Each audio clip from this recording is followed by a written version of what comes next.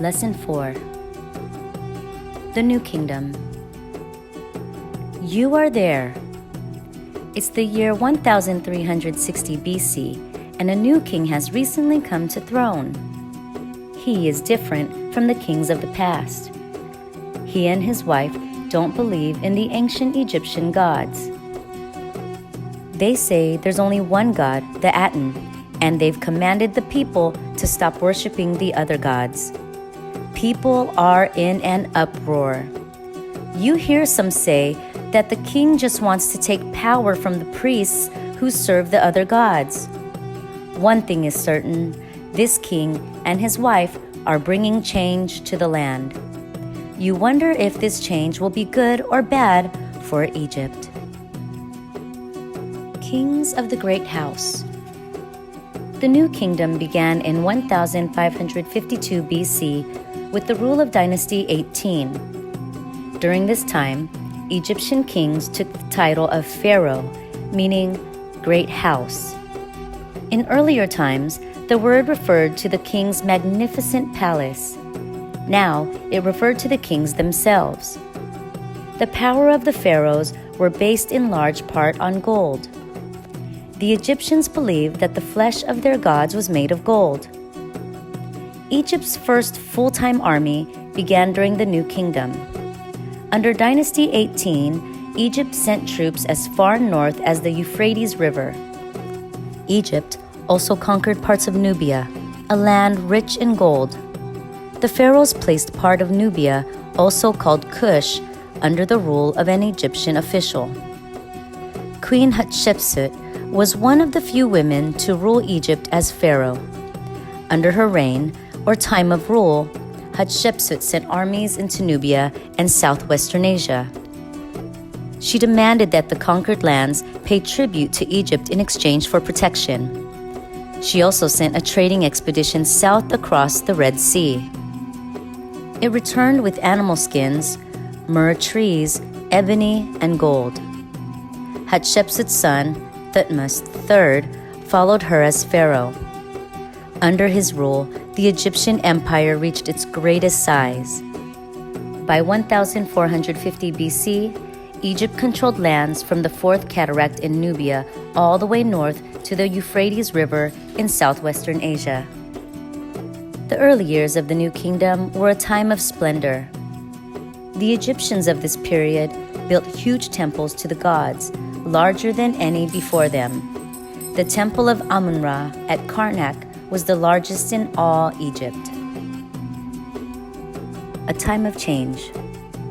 In 1364 BC, Amenhotep IV became pharaoh.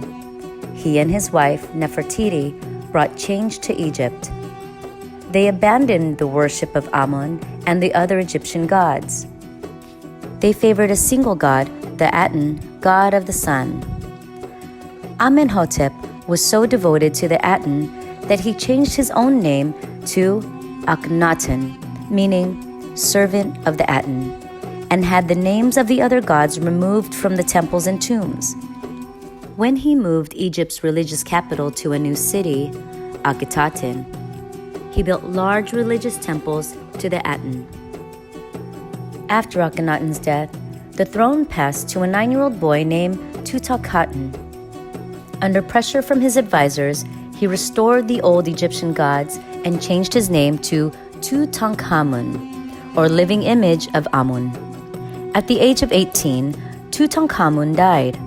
He was buried in a solid gold coffin in a tomb packed with treasure.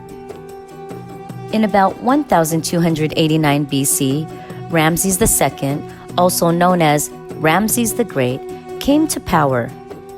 During his 65-year rule, Ramses II defended Egypt and made the kingdom prosperous. Early in his reign, he fought the Hittites. Later, he focused on building magnificent temples all over Egypt. By about 1215 BC, Egypt was slipping into decline. It was losing land to the Sea Peoples, invaders from Asia Minor, and lands near the Mediterranean Sea. Even so, Egypt managed to stay united through the end of Dynasty 20 in about 1075 BC. Egyptian society. Historians have compared the structure of ancient Egyptian society to that of a pyramid. At the top was the pharaoh. Then came royal family members, priests, and nobles. Below them were craft workers, scribes, and merchants. Egypt's largest class came next. It included farmers and unskilled workers. At the pyramid's bottom were the slaves. Most of Egypt's slaves had been captured in war. Unlike slaves in some societies, those in Egypt could own personal items and hold government jobs. They were also able to earn their freedom. Most Egyptians lived in villages in rural or country areas. Only about 5% of Egyptians lived in cities. Like in most ancient societies, men and women had very different roles in Egyptian society. Most government officials and craft workers were men. For the most part, Egyptian women raised the children and ran households. In Egypt, women were highly respected and had more rights than women in some other ancient societies. For example, Egyptian women could own property and businesses. Education started at an early age in Egypt. Usually, only the children of the nobles learned mathematics, literature, and writing. Most boys learned their fathers' trades. Girls learned household skills and weaving from their mothers by the age of 12. Egyptian art and architecture. Most of the monumental architecture that remains from ancient Egypt, such as pyramids, temples, and government buildings, was built of stone. However, the main material for other buildings was mud brick. The bricks were made by filling rectangular molds with mud and leaving them in the sun to dry. Most people lived in small houses that were 2 or 3 stories high. The first floor might be a shop or business, while the upper floors provided living spaces. Some houses were built around open courtyards where people cooked, played, and relaxed.